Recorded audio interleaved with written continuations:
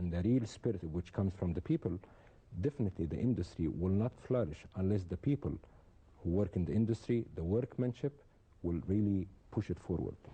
My colleagues and those who are very well in the industry since a good number of years know very well that our human skills and the level of competitiveness of our, let's say, manpower in the industry is not up to international standards. Yes.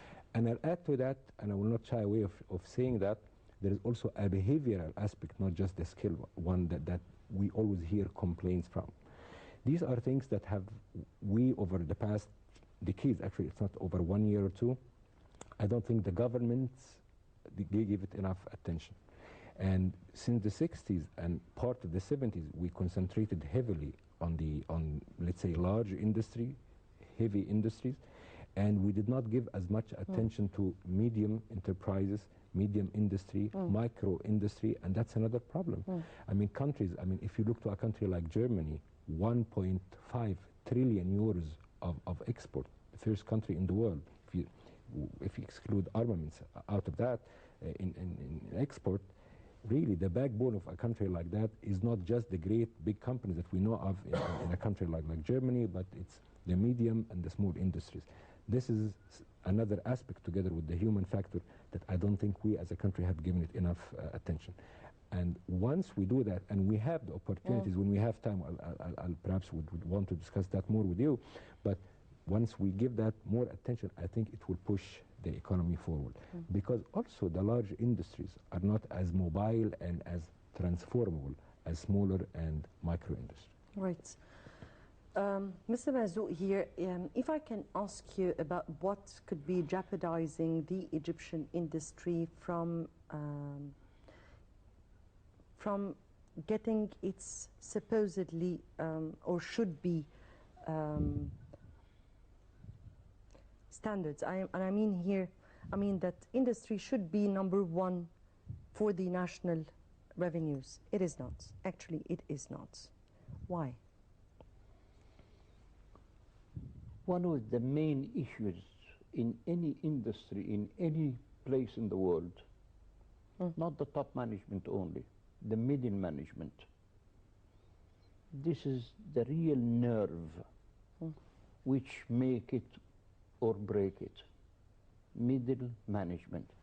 This is the ring between top management decisions and things happen on the floor, dealing with the people, dealing with the machine, dealing with the raw material.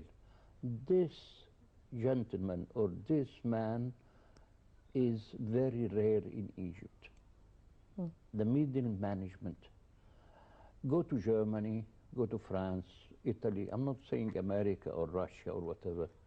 You see the Meister there, or the head of the department, or the technical man. I'm not looking for an engineer. I'm looking for a real man who knows what he is doing. So again, we're speaking about manpower. Absolutely. Technical manpower. We need those people. Technicians. We need the schools to bring up young people. After 10 years, they will be those meisters we are looking for. I'm not looking for a white-collar engineer. No. Plenty of those. Unemployment in Egypt, 4 or 5 million people are white collars. I don't need them. What do you mean by white collars? Bachelor degrees, doctor degrees, master degrees. I'm a master. I don't need it in the industry. I need that technician after the high school, 2 years, and real technical training.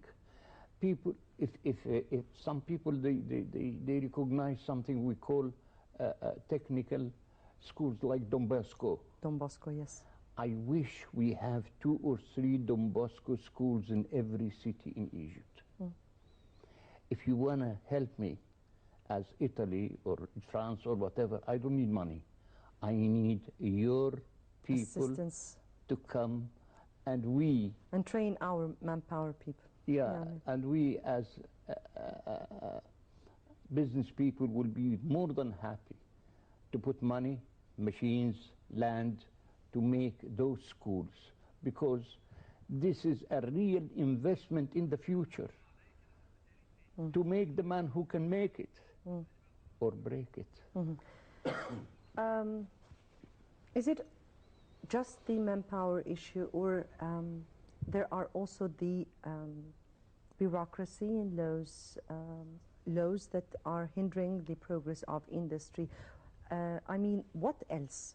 What are the real problems facing this industry? And we're speaking here of how many industries in Egypt, for an instance? First of all, I'm very happy. Two of my colleagues here, they have an engineering background.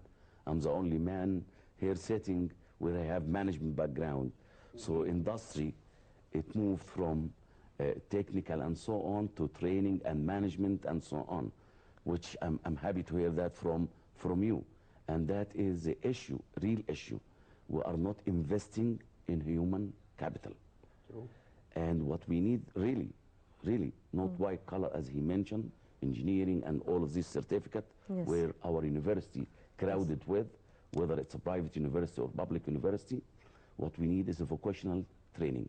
We need 2 years college after high school or whatever, such as they have it in the States. And they have a work experience and they can move to a higher degree. Of course, we have to change the culture. For example, I'm planning a year from today to send my son to engineering school. I hope my wife watching this program, she will change her mind. And that is the real problem. We are not really investing. Germany, France, Italy, they have per capita investment in improving their human capital through, as my colleague mentioned, through training, retraining, training of the trainers. We don't send a technician to go to Europe, but we can send people to be trained in order to come back to Egypt and train our people. So as my colleague mentioned, in industry, there is some important ingredient. One major part which our competitive edge in Egypt is simply our labor. And if we don't invest in labor, you don't have a competitive industry. Because comparing the wages we give here in Egypt compared to Europe, we have a very cheap labor.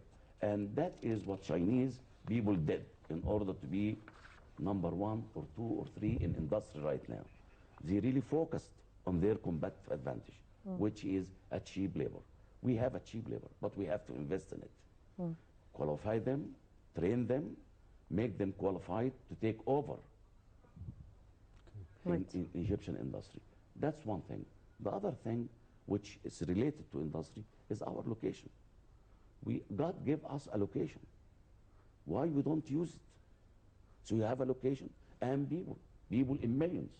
Why we don't invest in our location? Why we don't make Egypt as a hub for industry in the Middle East? That is not really a big deal. We've been talking about that, about the Suez Canal, where they have a lot of space, a lot of land.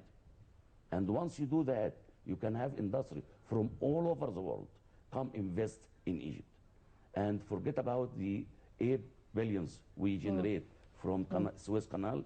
We can generate 10 or 100 times of that. That's the time to make a decision. And as I told you before, what we need is a strategic leadership in order to make a decision and act on it and really do it. Let's stop talking. Let's start work. We've been talking for the last 3 years. Let's start work. Everybody should work right now. Right. Before we continue on with our discussion, let's first go to a quick report and come back to discuss, so what's after the manpower? We have land, we have everything. What do we lack here? Well, just after this report.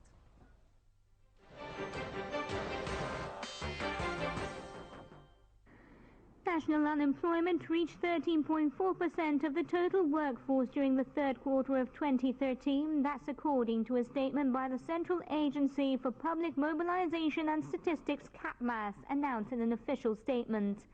CAPMAS attributed this increase to the deceleration of economic activities that the country is witnessing during the past period.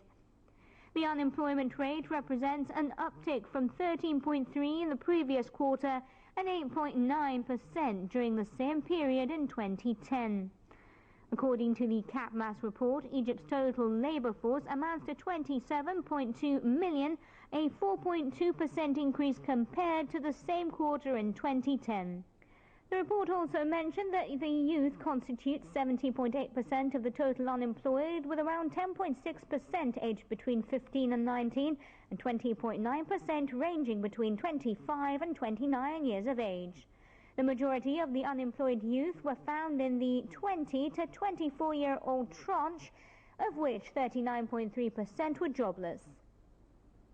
Commenting on the education level of the unemployed, the report pointed out that 84.5% of the unemployed had high school and college degrees.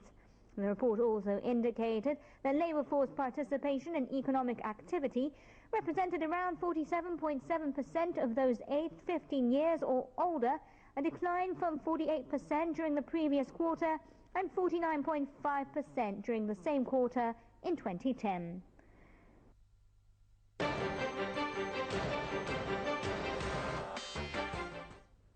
Right, welcome back, and back to our discussion here, where we're discussing the main problems in front of industry. We spoke about the manpower. We spoke about how much do we need an urgent help from outside countries.